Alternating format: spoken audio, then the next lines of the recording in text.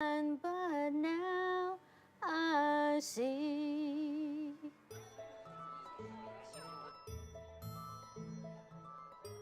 Like my mom says, I was named for the grace of God too. And I'm definitely not alone. Out of all the Grace Lees who registered on my website, a good 40% were named for the Christian idea of grace. And a surprising number of those Grace Lees are the daughters of ministers and missionaries. I even learned a new term, PK. Pastor's kid. So they always say there's two kinds of PKs. There's a kind of PK that goes to church and is really good and, becomes a pastor too. And then there's the other kind who goes in the total opposite direction. And whenever people find out my dad's a minister, they're like, oh, well, that explains it. Or that explains why you're like that. I'm surprised to discover just how many Grace Lees are active, committed Christians. I tracked down another PK, a Korean-American woman who has just graduated from the University of Southern California. We catch up with her at a Christian leadership retreat in the mountains outside of Los Angeles. I will turn 23 on November 15th, and I am the oldest child of 0 sisters and 2 brothers. I come from double-parent home, and I do come from a Christian home. My major in school is psychology, and I am currently graduated. I'll hopefully be a Christian marriage and family counselor, and mother and wife for the rest of my life. My name is Grace Lee, and my Korean name is Haejin. Haejin comes from grace and truth, which is in the Bible and the book of John. And so my parents wanted to give me an English name that was kind of similar to that, so they gave me the name Grace. It was fun as a kid going to vacation Bible school or hanging out with your church friends, and and I believed in Jesus with a childlike heart, but I didn't want to just take in a faith where my parents just imposed on me, but I wanted to really have a faith of my own. And so I committed my life to Jesus personally in my heart in 6th grade at a retreat, and from then my personal faith grew. Of course, you can never force anyone to believe something, but you can always share what you believe and why, you back it up with biblical truth. And then I have to admit, I've always felt a little uneasy around Christians, especially the ones who approach you on the street and ask you if you've heard the good news. But Grace Lee is really nice and smart and easy to talk to. She even invites me to her home, where her family has started a church in their backyard. my dad wanted to start a new church, and it's kind of like in the Bible, in the New Testament, all the churches, they were house churches, and it was very small, intimate, and I guess my dad just had that vision, and he really focuses on the youth too, just teaching young people, and I guess he puts part of that on my shoulders as well, and so that's his vision, and I have that same vision too. I think in certain regards I am that typical Grace Lee Asian girl, but inside me, and the experiences, the background that I have, I think it's different from the typical Grace Lee. I guess also I've been shaped by the Korean American population and also by society as a whole. Asian girls are supposed to be like this, and then on top of that, growing up as a PK, those values are aligned with the model minority. And so that's what I grew up with. Okay, I have to be quiet, I have to be submissive, I have to study well. Back in Northern California, pastor's wife Grace Lee invites us back to her church for a special evening. 6:15, we better hurry. So tonight, my topic is on dating and sex. So it's a little bit scary for me because, first of all, it's kind of a taboo subject for Asian Americans. And the pastor's wife is giving the talk, so that's even more different. By the way, the kids call me Auntie Grace. So, because I was like, Grace is too informal. So I want to have a sense of respect. I warned you. Did you poo-poo, baby? Did you poo-poo? Poo-poo. Okay. Ooh, you sure did. Try. Alrighty.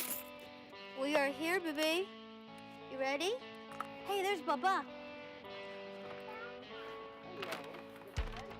Before, when we first came to this church, the parents like, why do we need this topic? My child is not interested in this topic, but they get into school, they get in TV, they get into their magazines, and for parents, they realized that they were kind of naive and that really it should be a teenage issue that parents should be talking to them about it. But a lot of times in our culture, this is something that they don't do, so we thought we'd hit them in the church. All right, as Pastor Owen was talking about, I'm gonna cover dating and sex. Let's just say the word sex and just get it over with. Okay, sex.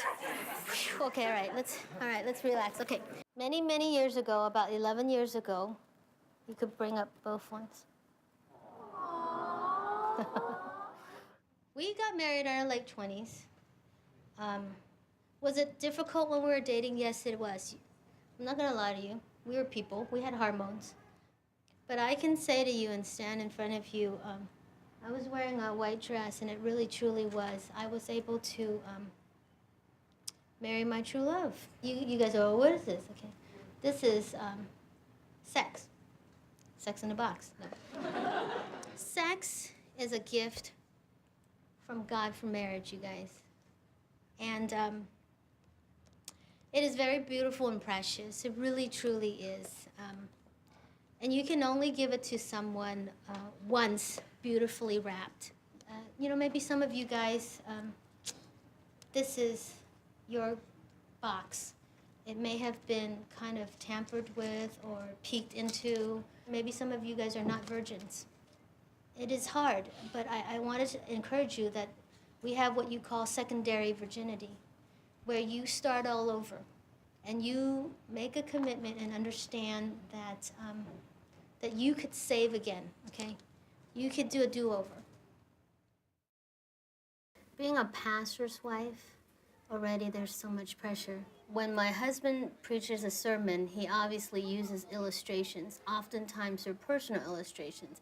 So people hear of our weaknesses or our adventures or discoveries. It's like they know our lives and they watch us and how we react or how we respond. Mm-hmm. And so we know that we're being watched. On the other side of the graph is the idea of who can be reached by each group. I really believe that more and more the people who are reachable by the West is becoming smaller and smaller, and that those in the rest of the world really have to be reached by someone who is a cultural neighbor. There's a very strong case to be made for engaging the non-Western people in mission. Now, that doesn't mean that the Western people don't have any role to play anymore. It just means that our role is changing. We need to understand what that means.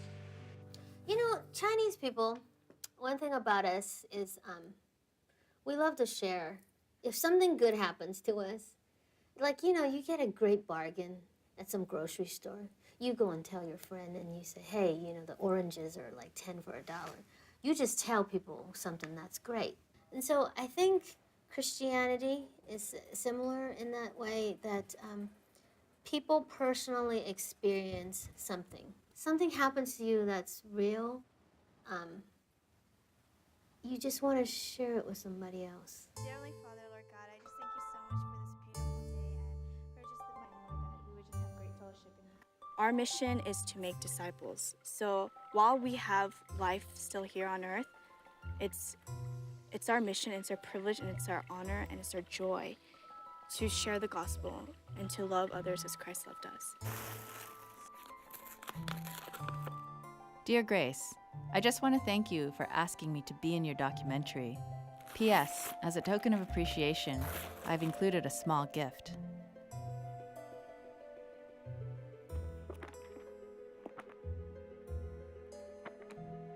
What strikes me about Grace Lee, the PK, is that she seems to have her life all figured out. When I was 23, I had no clue about who I was or where I was going. And it's only gotten marginally clearer. I envy how sure she is about everything, not just God. Of course, I have like my dreams of when I want to get married, and that's like at 25 and have my first kid at 27. But I mean, that's my ideal day. And Why 25? just because it's like in the middle of your 20s, and also because I want my kids to be spaced out. And so, you know, as a woman, your biological clock, you only have like a certain number of years. And so I want to like have the age difference like around like 5 years each kid, and I want to have 3 kids. I guess there's something comforting about having a master plan. But it's hard to imagine what a master plan would look like for someone like me. I mean, why did it take me years to decide to marry my boyfriend? And why did I choose a line of work that takes so long, is filled with constant rejection, and is so financially unstable? Why am I in my 30s and still wondering whether I want to have kids? Why do I have so many doubts about the path I've chosen?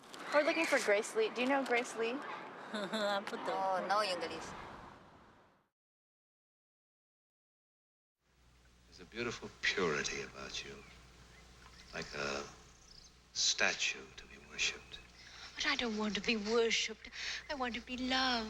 My mom, she really liked Grace Kelly, and she thought she was really pretty, so she was like, I'll name my daughter after Grace Kelly. He really thought that Grace Kelly was his ideal for an American woman.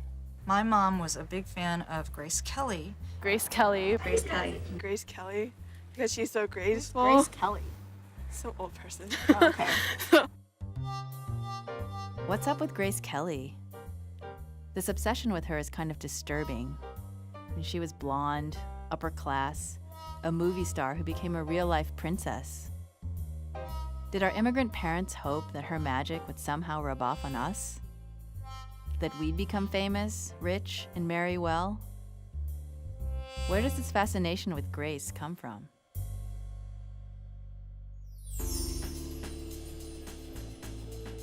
I journeyed to Korea, the land of my people, to see if I can find the roots of the obsession with the name Grace. But what I discover is that Grace is everywhere. It's on cars, on shoes, on cookies, even on a wedding hall. What does it mean that Grace Kelly watches over people eating at Burger Kings throughout Seoul? How did Grace become such a popular marketing tool? And what's it like to be Grace Lee here? So, is it in that building? Yeah.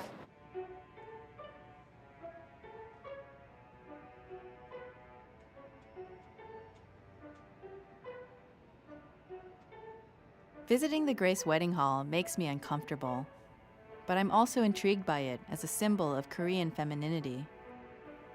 It reminds me of everything I didn't do. It reminds me of how I have failed as a proper Korean woman. But for the first time, I don't feel like I'm alone.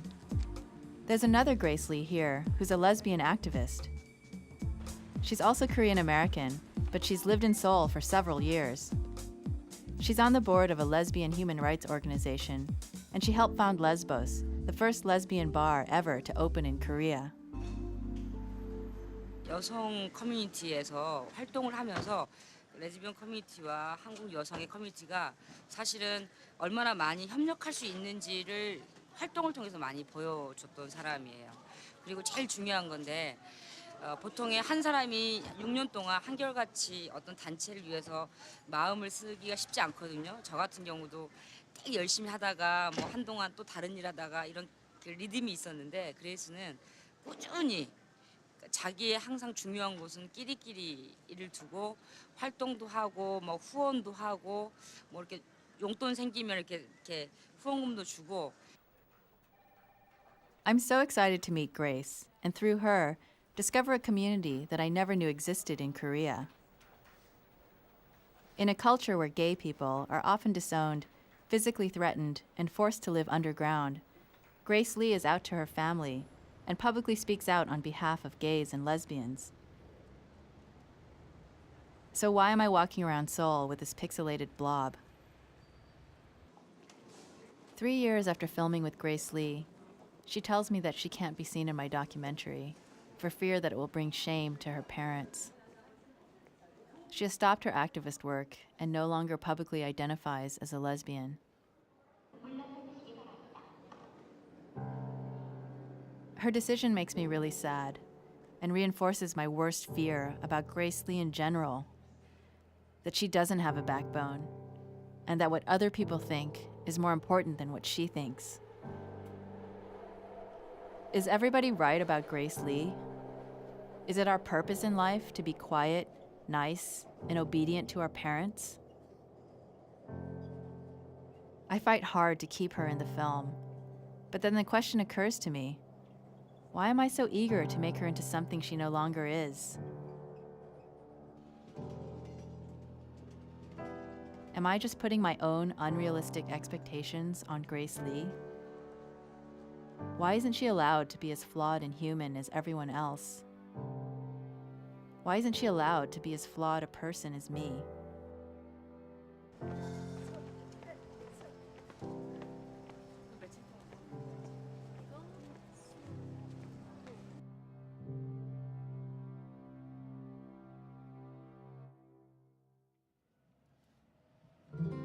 By now, I've traveled thousands of miles to meet my fellow Grace Lees. Most of us have been in our 20s or 30s, and we're still figuring out who we are and who we want to be. But the last Grace Lee on my list is the only 40-something woman I've found. For months, all I knew about her was that she was adopted from Korea after the Korean War, that she lives in Sacramento, and that she lost her hearing 14 years ago. She seems like your typical suburban house mom, but then the family she has helped build is pretty atypical. In this household, it's my son Louis, who is 16, and myself. And then our extended household, Koi, who is the mother, May, she's 18, Rita, who is 17, and Stacy, who's the youngest, and she's 16. And there is an older son who's graduated from college, but I have to include him because he's part of it. 4 years ago, Grace helped her friend Koi and Koi's 4 kids escape from an abusive